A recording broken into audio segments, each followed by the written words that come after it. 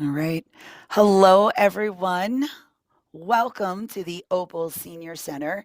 I know we have a lot of new folks on here, so please allow me to take a moment to introduce myself. My name is Chastity Weiner. I am never a whiner. I am the OPAL Center Director. So it's just me in the office. So if you get an email or a phone call, it was from me. So it was good to see you and good to meet you and welcome. Couple quick things on Zoom etiquette. Yes, we think we know everything about Zoom because it's been part of our life since the pandemic, but it has changed a little bit. I ask everyone to kindly mute themselves. If you don't know how to mute, I'll be here to help mute you. But we want you to do it because that way you know how to unmute yourself if you have a question for Heather.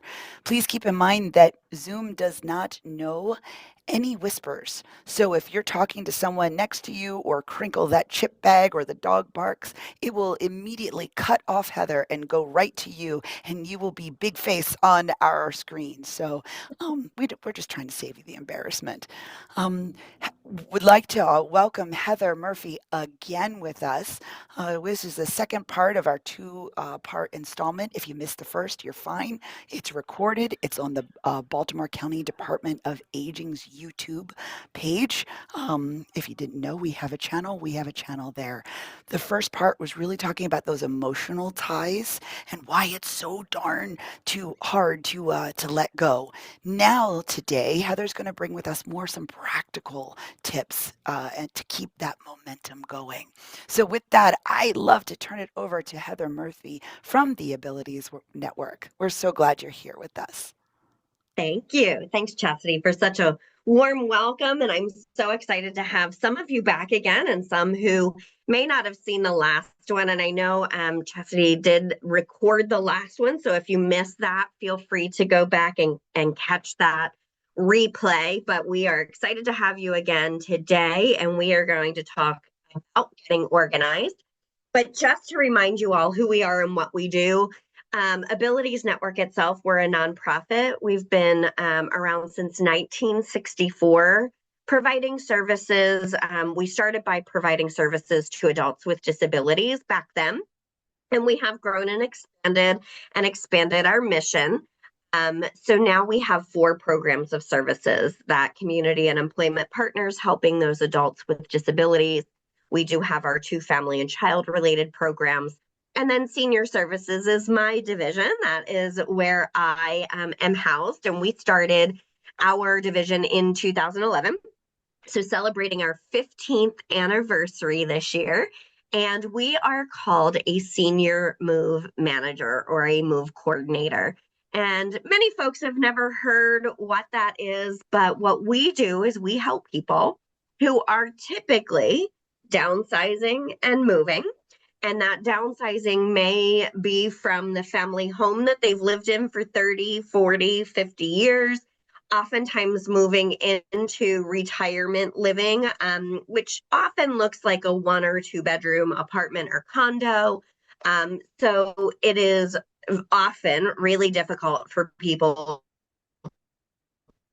to make that transition, to really have to cull through their things and decide what is coming, what is not coming, and what to do with all of the other stuff. So that's what a senior move manager does, is we help with that.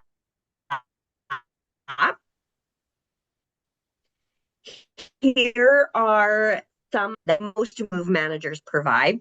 We are not the only move manager out there, but we certainly are the best. But most of us will do all of these things for our customers. And today we really are talking about getting organized. So I know it feels really overwhelming and it feels like such a big, dreaded task to do. No one really wakes up in the morning and says, I'm going to get organized today, or I'm going to clean out my attic, or I'm going to clean out my closets, and has this like anticipation and want to do it, because it's not really something that is often a fun thing to do. And so we know that it does get really difficult. But what we want to do is first take it step by step. And the first step is really setting realistic expectations. If you have lived in your home for 30 years or more, or even less, you tend to accumulate things, right? If you have the space, you're going to fill it. And so the realistic expectation is this is not going to get undone in a day. I know everyone's heard the saying, Rome wasn't built in a day. Well, Rome wasn't also unbuilt in a day. So making sure that you have those realistic expectations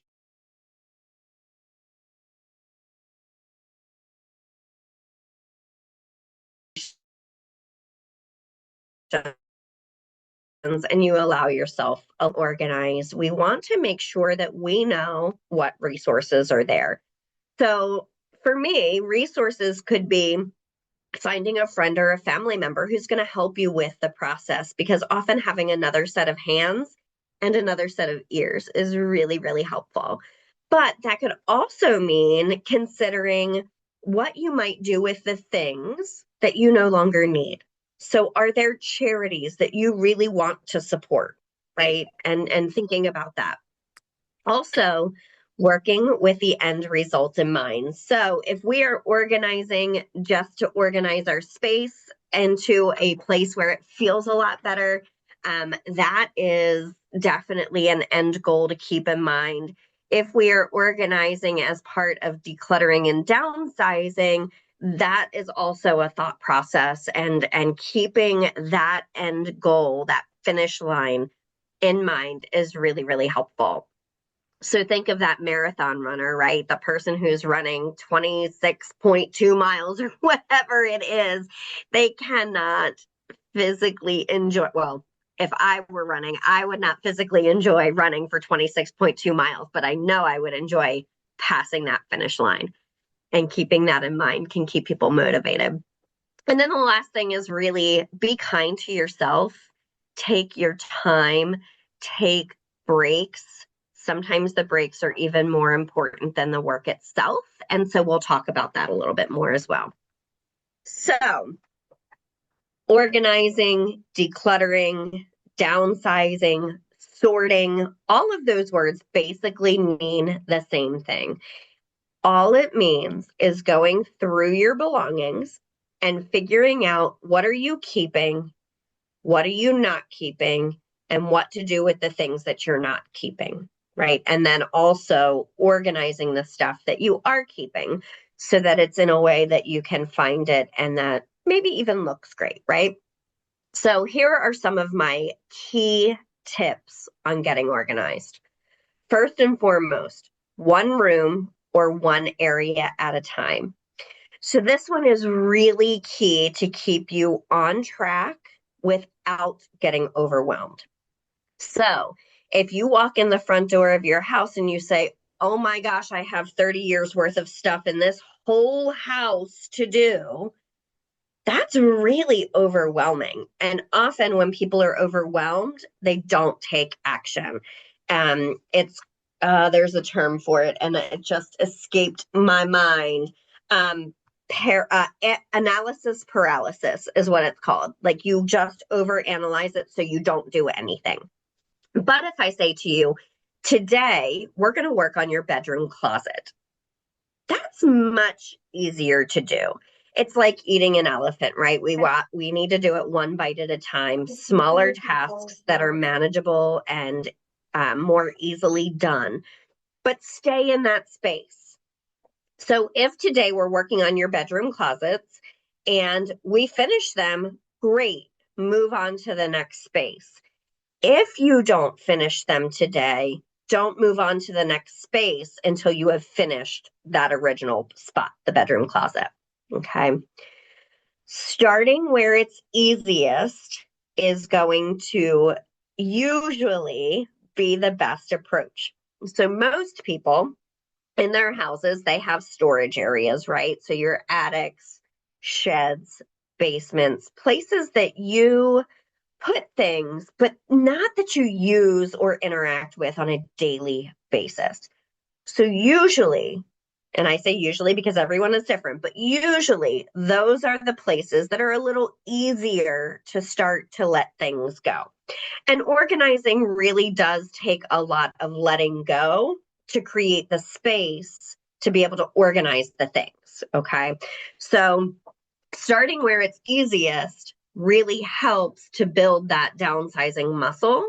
So the harder things come later when you've kind of had practice at letting go.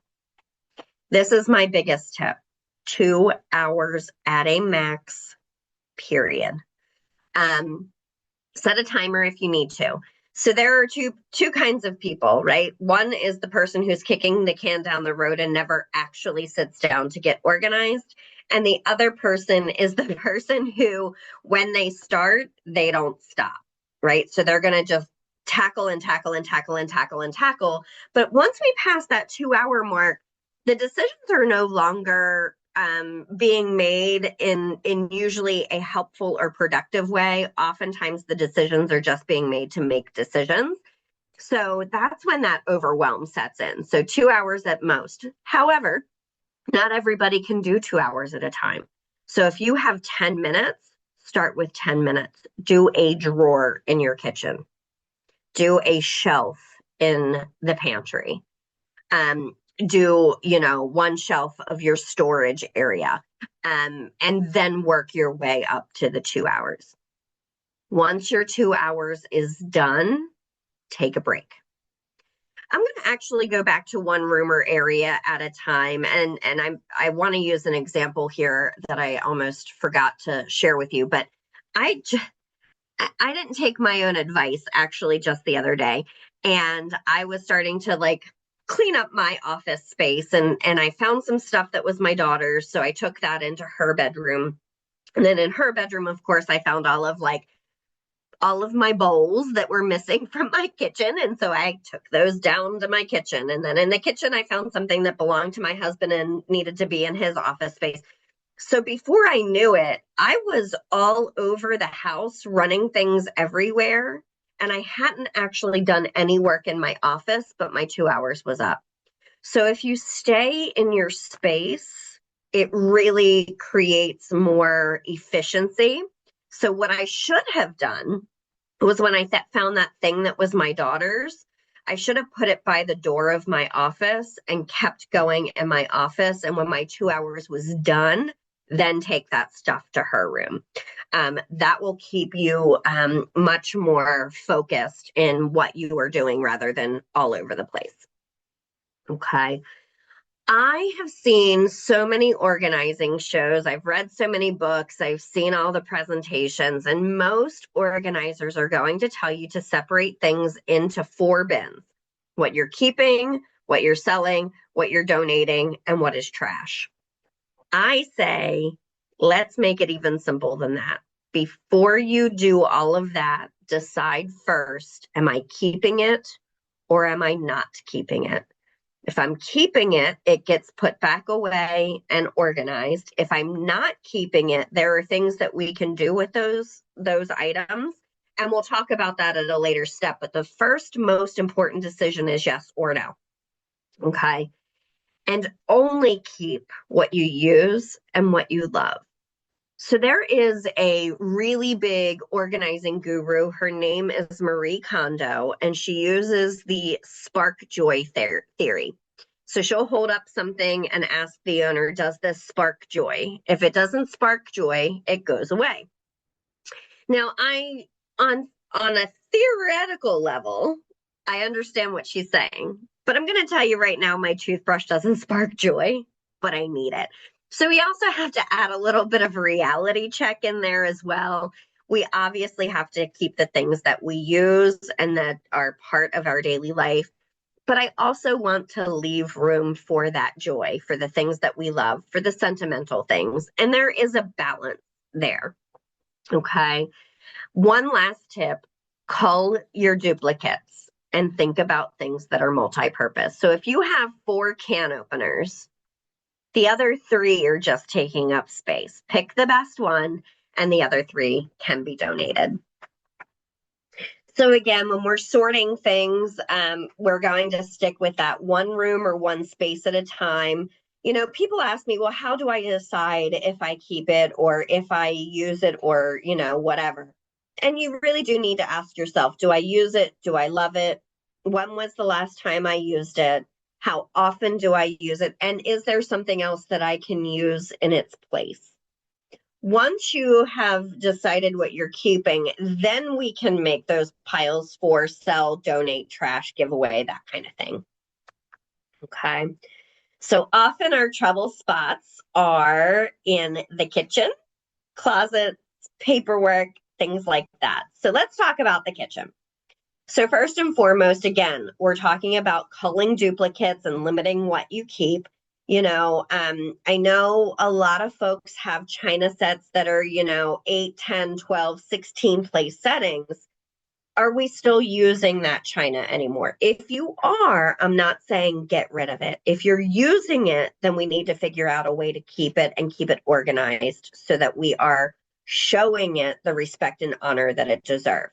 But if we are only actually using a 4 or 6 place setting now, let's figure out something to do with the other pieces that are just taking up space.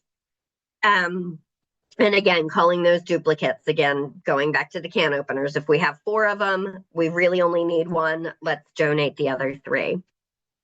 The other thing that we keep in mind when we're organizing, particularly in the kitchen, is thinking about things that are multi-purpose, right? So I don't need a specific asparagus pot, right? I don't need a pot for one thing that I'm going to cook maybe once a month.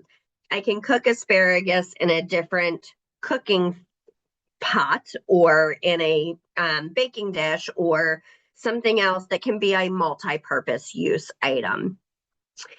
So the actual organizing tools that I love to use in the kitchen are things like magazine racks, shelf risers, and pull-out drawers, things like that.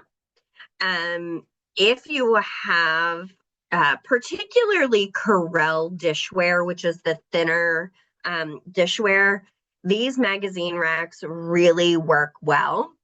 They'll work well for all dishware too, but the Corelle is lighter and thinner and you can get more in that space. But as you can see on that second shelf down, we have those plastic organizing, they're called magazine holders, that instead of laying our dishware flat, we're optimizing the space by stacking it upright. And it actually creates more storage space for you. Same concept with those shelf risers. As you can see on the third shelf down, we have the risers in there for the smaller plates and bowls that we can then put smaller mugs on top. So again, optimizing that storage space. The other thing that I love to talk about are these pull-out drawers. Now, not everybody is going to do a full kitchen remodel and put in the official pull-out drawers, but you can get ones that are pretty easily installed in your cabinets, and then you can actually reach all the way to the back of the cabinet. Sometimes that becomes really challenging for folks, and this is a way to solve for that challenge. Clothing. Clothing can be challenging, especially for us ladies. I know. So again, keeping the things that you wear, donating the rest. Now, I'm not saying that it's easy to donate, but if you donate to a place that you feel passionately about, it makes it a lot easier. So instead of donating maybe just to the local Goodwill or the local Salvation Army, maybe we find a women's shelter or a men's shelter, and it feels good to give people things that you know are going to be very much appreciated and needed. So that is one of my tips.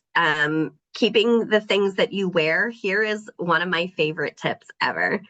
If you are looking at your closet, take all of your hangers and flip them around backwards. So instead of the hook going over the bar away from you, put the hook facing you. Then as you wear your things and you wash them or launder them, put them away the correct way.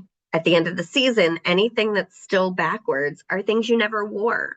So that'll give you a really good visual clue of what you are versus are not wearing. Okay. Practicality when looking at shoes is really important. If you're no longer wearing them, They're just taking up space that could be used for things that you are wearing. When you're talking about organizing your drawers, the middle picture is a Marie Kondo technique for folding, and I love this. This is one of those things that I do really like and appreciate from her. If you fold your shirts in this way and you stack them upright, number one, you actually gain more space because we're optimizing the space. And two, you can actually see everything and pull out what you need and not jumble up everything around it. If you have closets that aren't really working well for you, you might consider reorganizing them into a way that does work well for you. For someone like me who is not super tall, most of my clothes are actually on a double rack closet system. So as you can see on the right side of this closet picture, there are two racks that are stacked on top of each other. And that just basically doubles the amount of hanging space that you have in your closet. Now, there are still some longer things that might need a single rack, but that's a way to, again, optimize your storage space.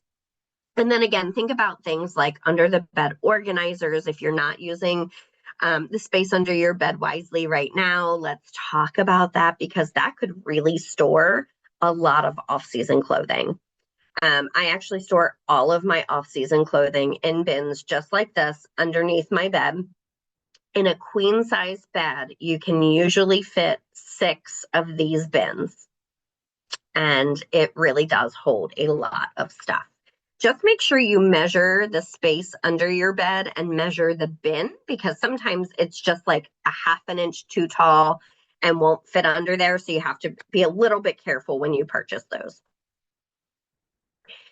Next trouble spot, papers, books, and photos. And we were just talking about in the next round of these sessions, the series, we are going to add in a paperwork organizing topic because this tends to be really, really needed and something that I get asked about a lot. So I'll go over a couple of rules of thumb here, but I get really much deeper into it in the one that is specific for paperwork. But first and foremost, photo albums, or even worse, the box of pictures that is in the back of the closet. That actually is like the one thing that like I get on a high horse about because people will always say, but that box of pictures, I can't just throw them away. And in my mind, I will say, but why not? All it's doing is sitting in a box in the back of the closet for 20 years and we haven't even looked at them. What honor and what respect are we showing to those pictures? Right. So I get that there are sentimental reasons not to let go of the pictures, but if they are really important, let's then digitize them maybe and get them onto a digital photo frame that you can then actually display all of those pictures instead of them just sitting in a box in the back of the closet. Books can be really challenging. I want to tell you a story about books. I read this article just a couple years ago, maybe, about a couple who had downsized from their home and moved into a retirement community. And going to all of the different presentations and hearing all of the theories and tips about downsizing, they just automatically assumed that they needed to get rid of all of their books. Okay. So when move time came and they moved into their new apartment, they had a really hard time adjusting. And that's because they had no books to surround themselves with. That was something that was really important to them, and they just cut them all. And I'm not the downsizer that says cut everything of something, because if it's important to you, we need to take that into consideration and make it part of your priorities. So if you are a book lover, it doesn't mean get rid of every book. It might mean go from 10 bookcases to 1 or 2, but I'm not saying get rid of everything. So let's think about that when we are planning for what that end result is going to look like. And then, of course, I'm a little bit of an organizing geek. So I really do like that this bookcase is organized by color rather than by alphabetical order or whatever. I just think it looks pretty. And so that's why I pulled that picture. There are different ways to organize things. And then, of course, papers. Papers, again, can be very challenging. Papers and pictures are the things that take the most time often with the folks that we work with. And particularly for pictures and paper, that's something that you can't just say to someone else, here, do this, because you really need to be involved in what is that piece of paper? Is it important? Do I need it? Um, but the rule of thumb for papers is for tax returns, you need to keep 7 years worth. Anything beyond 7 years should be shredded. You need to keep your most current recent, you know, utility bills, bills for credit cards, any of that kind of stuff you can keep for the most recent month, maybe two, but anything beyond that isn't really necessary anymore. With everything being so digitized, you can get your hands on any of that information if you were to ever need it. Receipts, once it's cleared the bank, you can get rid of it, unless it's a large purchase that has a warranty. And if that's the case, attach it to the warranty and keep all of your warranties together in one spot. All right, so now we've decided on the things that we are keeping. We've gotten them a little bit more organized. Now we still have this pile of stuff to do something with, right? So there's lots of ideas on how to let go of the things.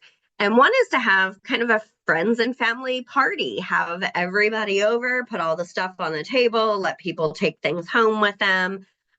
Offer it up to your friends and family if you know you have, a niece or a nephew or a grandchild or a child who needs maybe new dishware or, clothing or what have you. Let them have first dibs. It feels a lot better. You can certainly sell some things. There are things that have some value, not as much as in the past, but there are different ways to sell items. You can certainly donate to local charities and or specific museums. So if you have a specific unique item, maybe do a little research. We were working with a customer who had traveled the world her whole life and had collected seashells from all of her travels from all over the world, to the point where she had installed a shelf probably about 12 inches down from the ceiling of her whole first floor of her house, and all of her shells were displayed. Gorgeous. They were amazing. I mean, the big conchs and whelks and all of those kinds of things, not those little broken things that you get at the beach. So that was a big challenge because it was really sentimental for her to have to let those go. But I did a little research and did a little thinking. And we have a wonderful national aquarium right here in Baltimore. And they were thrilled to have her collection. And she was thrilled to let them go there. So that made that process a bit easier for her. So these are things that we can help folks with, certainly, but the keys to getting organized successfully is start early, one bag, one box, one room at a time. Again, plan with that end result in mind. Give yourself permission to use, I wouldn't even say hire a professional. I would say to use some help, friends, family, loved ones. That'll keep you on track and keep the appointment on your calendar. And remember, give yourself time in between to relax. So that is pretty much the spiel. So I'll come back to full and stop sharing. If anyone has any questions, I'm happy to help and answer and make some suggestions. So feel free to unmute yourself. And in the meantime, I'm going to get a little drink.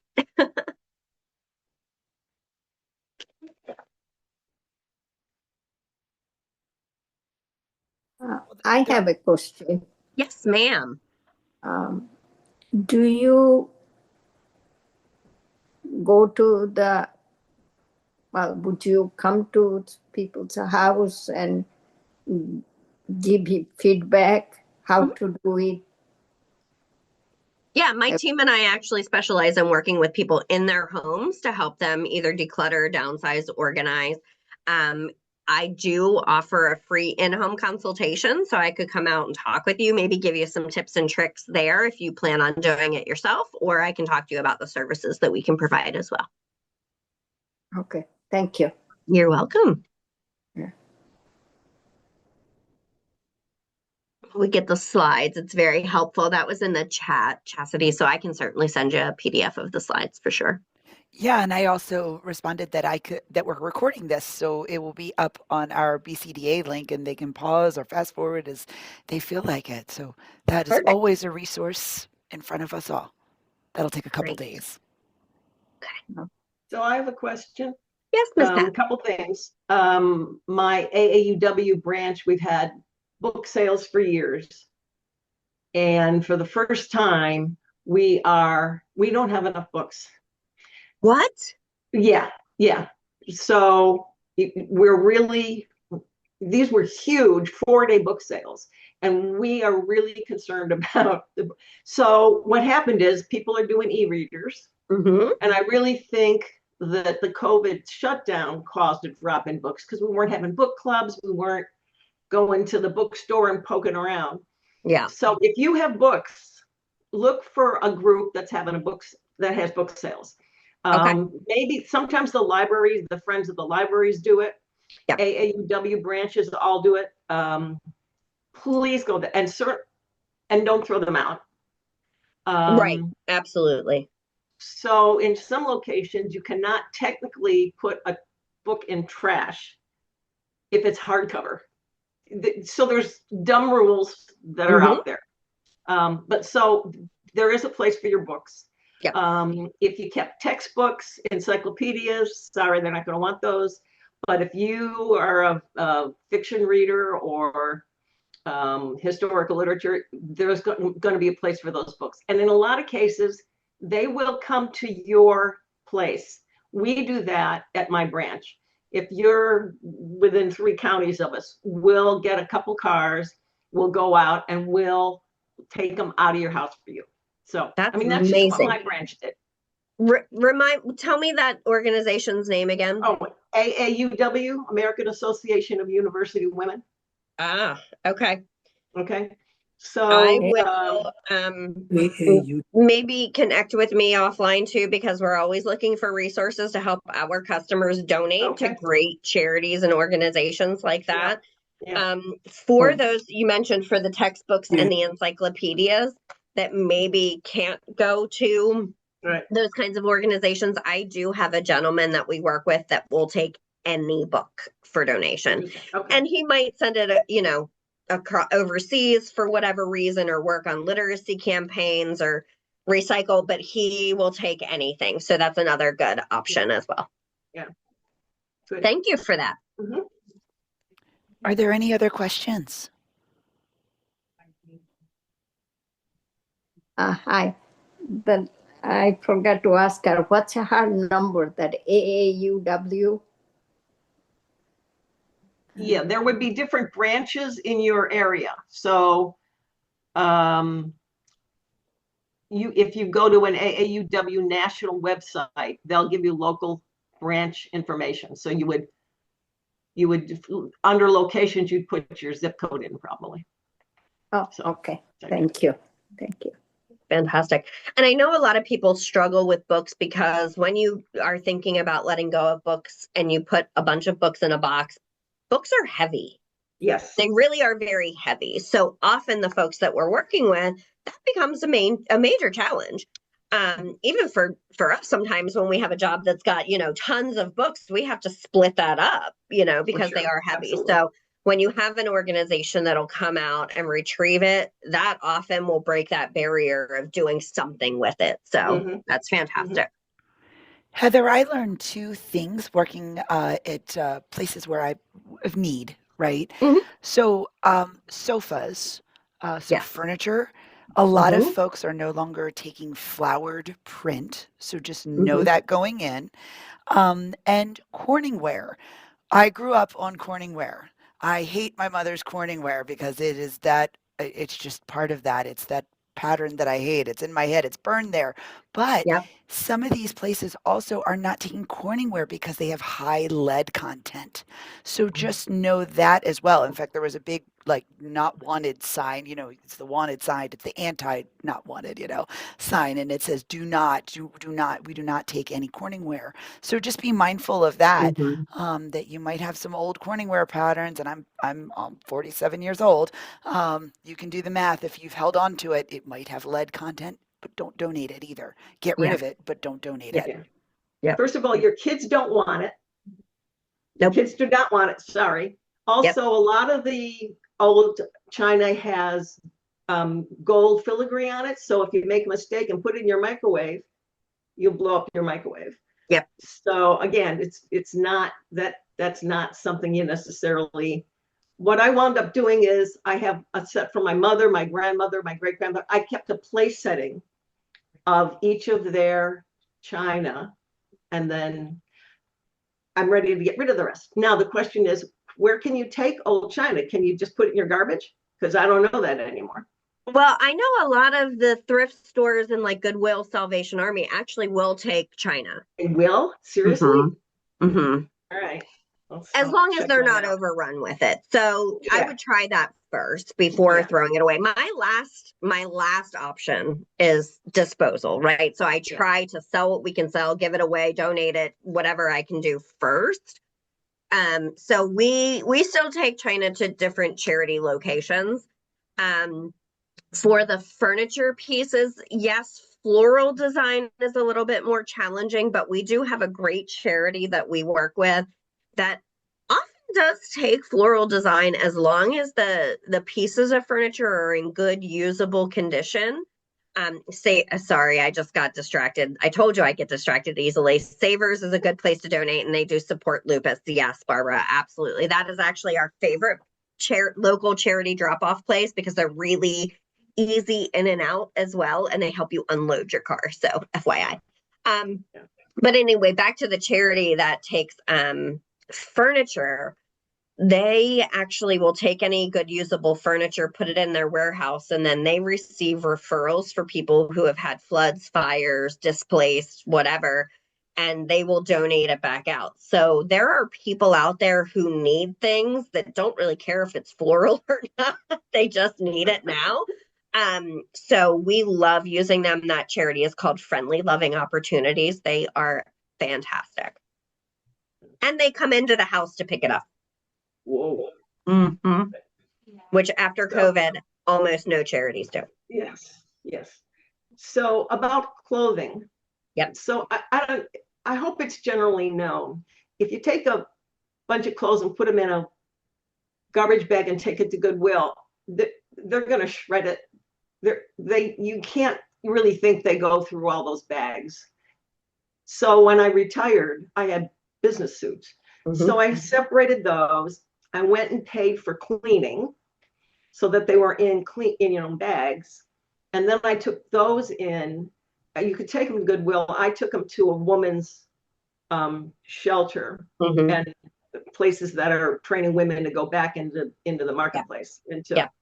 But I mean, they're not looking at your old t-shirts. They're really not. They're not going to wash those old t-shirts and sell them. Right. Be okay with the fact that they're going to shred them, but separate out the stuff, the dresses you wore for the kids' weddings and stuff. Mm-hmm. Keep those aside and separate them and give them separately to these places. Yeah. So. And if you're looking for a drop-off place, yes, that's fantastic. Goodwill, Savers is great for that as well. But for things like dresses and dress suits and things, we actually will partner with like House of Ruth or with Dress for Success, which is exactly what you're talking about, helping women get back into the workforce. So when we have if I have one or two suits, we're probably taking them to Savers. But if we have a big, nice collection, we will go ahead and make a more specific, mindful donation for those. I have a question. Yes. I have been having trouble finding places to give children's clothing, children's blankets, children's that kind of, and definitely stuffed animals. The libraries for the story times won't take them anymore. And nobody wants the used baby stuff because it's not new. Right. And Right. my daughters don't even want it, which is the worst part, but because that's what I saved it for, my grandbabies. But Right. but I Yeah, want to donate it. that is a little more challenging. I would say connect in with any of your like community type organizations. So, for instance, if you're involved with a church or a synagogue or something like that, sometimes they'll have places to do like clothing exchanges. Maybe reach out to the local Department of Social Services for the foster children who have like nothing. Right. Alpha Pregnancy will take them on Main Street in Reisterstown, Steve is saying. This is why I love Where's this that? I'm part. sorry, what was that? It says Alpha Pregnancy on Main Street in Reisterstown. This is why I love this portion of the presentation, because we get to share ideas and I learn stuff every time I do it too. Yeah, there are also, he mentioned Alpha Pregnancy, but there are also other like pregnancy organizations that help, typically single mothers that might need some extra support. Um, Also, what are you in Baltimore City County? I'm I in forget. Baltimore Baltimore County. County. I'm in Baltimore County. Pikesville. Think about a place like Turnaround. Turnaround helps women and children who are escaping abuse. There's one called SARC up in Harford County. That's why I asked the question. But there might be a couple of those more one-offy, but it feels good to give them to places are going to That's use them. right, right. That's Yeah. what I want to do because Yep. it's nice stuff. And Yep. the kid they don't use for grandkids anymore. The my daughters and everybody I know, they don't use any blankets. And all the gifts they've gotten for their showers and stuff are baby blankets, but nobody uses, but they're all handmade and they're beautiful and they're Oh my wonderful. gosh. And Yeah. yeah, and I just need to give them to somebody who's going to use them. I don't want to just Right. throw them away. Absolutely. Absolutely. Thank you. You're welcome. Well, you talked about turnaround. What is that? Turnaround is an agency that supports, it's not just women, but a majority of women and their children who are escaping domestic abuse and violence. Okay, So they're in Towson. they're in house. Mhm. And where can you donate the trophies and the medals? If you do races, you get the medals. Mhm. Where can you donate? That's a really great question. I have heard some of my customers have been in touch with Special Olympics and they've used those kinds of trophies before. You might want to contact like your local rec, Parks and Rec program. Sometimes they might be able to reuse some of those things. The challenge is oftentimes those will have names engraved on them. So then at that point, you'd have to like pry off the nameplate maybe. Right. But those are a couple of options I've heard that have worked for other people. Okay, thank you. Mhm. There are a lot of consignment shops too to bring things to if you want. I can't think of the one I used downtown once, but it was For very that, good. you I can will say with consignment shops, just know what you're getting into. What does that mean? And I'm going to explain. So first and foremost, consignment shops, if you can get the things to them, might be a great option. But if we're talking like furniture and stuff, sometimes it's hard to schlep the stuff there. And then you might actually have to pay for it to be moved there. And then do you really make any money off of it? Right. I was just thinking clothes. Yeah, I was So just thinking clothes. yeah, for Yeah. clothing and smaller things that you can get there, they can be a good option. What I have found is a lot of the local consignment shops really want more recent or name brand fashion. Oh, And Yeah. so it's harder to they're find choosy. consignment shops that take the everyday stuff. Okay. Let's see, we have a couple of other things in here. Trinity Church in Towson for consignment. Yes, Miss Barbara, that is a great place. We've used them a number of times as well. And then Elephant's Trunk Consignment in Reisterstown for kids' toys, clothes, and baby items. So there's another resource There's for you. another one. Man, I think Miss Barbara and Mr. Steve need to come work for me. Yeah. I've got two comments. For the China, there's a place in North Carolina called Replacements Limited Mm-hmm. that will buy the China because they help people complete sets where they have broken or missing pieces. Mm-hmm. They also do the crystal and other kind of decorative items. Yeah. And I do have a question on where's a good place to dispose of old books that might have some value or autographed books? So I have a couple of like resources of folks who are what I consider buyers. So I have people that would come in and take a look and see if there's a value or they can resell it and potentially make an offer. Really depends on what it is. And again, first edition signed books tend to be the only ones that really have much value these days. So if you do have signed books, you can certainly reach out to me and I can make a connection with our resources. That being said, back to the replacements, just for everybody on the call, yes, they are a good resource, but be prepared that you're not going to be offered the price that is on their website for your stuff. So they have to resell it to be able to make money. So if they're listing it at $20, they might be offering you $5 or $10. So just be aware of that and be okay with knowing that you're not getting the retail value because they need to, have a business too. Yeah, plus you have to ship it down there. Yes. So that it's so expensive to ship China and crystal. Right. You'd have to have something fantastic to make a difference, I think. Depends on it, but it is an option. Just like with consignment shops, ask the questions, know what you're getting into. And some people choose to do that anyway just because of the feel-good value. It's your Exactly. grandmom's China. Sure. Yep, absolutely. And to your point, is that sentimental, feel-good, emotional piece more valuable to you than paying the $30 in shipping? Like, what is that, what's that trade-off? So, absolutely.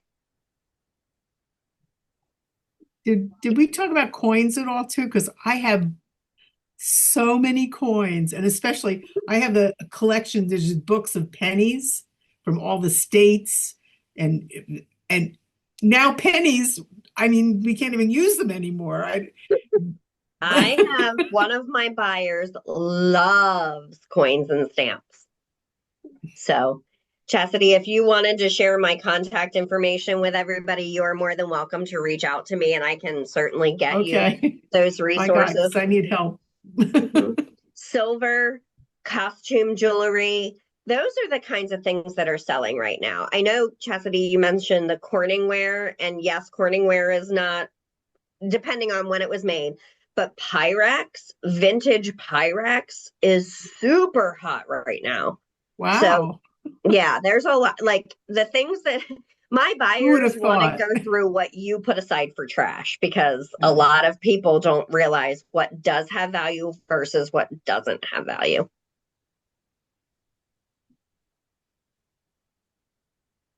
So, all right. Any other questions? Comments? Oh, you put it in there. Okay. I wasn't sure if you wanted me to share it there. Yeah, that's okay. Yeah, so Heather Murphy's email is listed in the chat there. And again, it's okay if you don't have a pen or it's remember we are recording this, and in a couple days this will be available on our BCDA's YouTube channel. So you get to stop it, you get to pause it, you get to rewind it, fast forward, all of those good things. Yep. Fantastic. I have one other question for you. Sure. if you get down to the point that you have things that you're not sure if they have value or not, could I reach out to your organization and say, come take a look and let me know whether we Yep. need to contact buyers or not? Yep.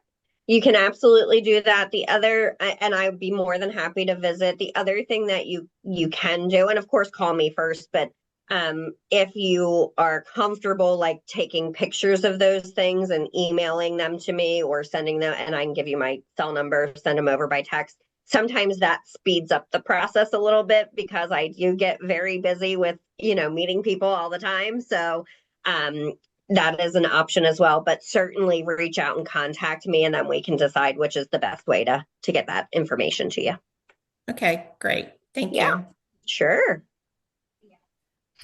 Well, I want to thank everyone for taking time. I hope this gives you a little bit of invitation and motivation to maybe start with that drawer. We all have that drunk drawer, right? Start with one Definitely. thing. That's how you eat an elephant, one bite at a time. So enjoy the rest of your day, Heather. We will welcome you again in our next three-part installment. So near the end of this year, we're going to have the emotional ties again repeat. We'll have this repeated as well as a special paperwork. So we're going to get that scheduled within the next couple of weeks for the end of the year. Keep a lookout for that information. Okay.